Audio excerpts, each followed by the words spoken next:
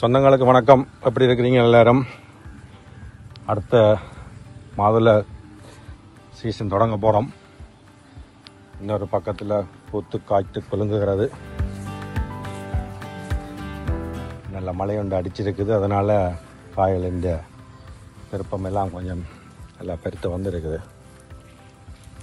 நல்லா பிடிச்சி சாப்பிடு பாவம். ஸோ இன்னொரு 2 கிழமையில் திரும்பவும் ஒரு அறுவடை.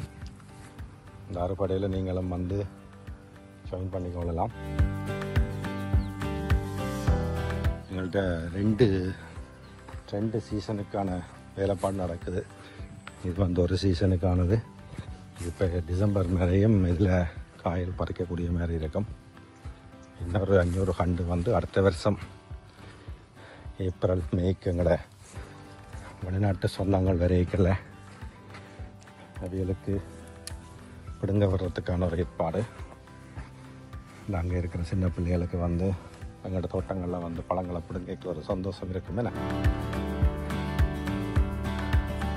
என்ன பாரம் கூடியெல்லாம் கொப்புகளெல்லாம் முறியுதா?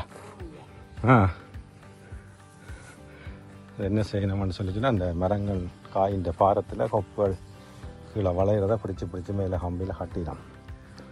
எனக்கு கணக்க வேலைப்பாடுகள் நடக்கும் இருக்குல்ல. இதெல்லாம் பார்த்திங்கன்னா அப்படியே வளைஞ்சி வருது. நீ காயல் பெருக்க கொப்புகள் வந்து முறையும்.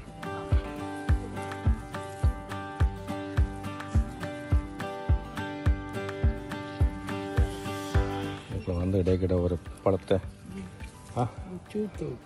வருதா?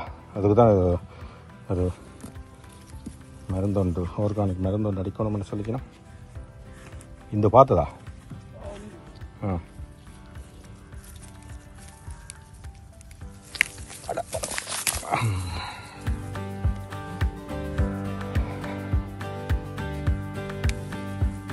இதில் கொஞ்சம் நல்ல பெரிய காயெல்லாம் கிடக்குண்ணா.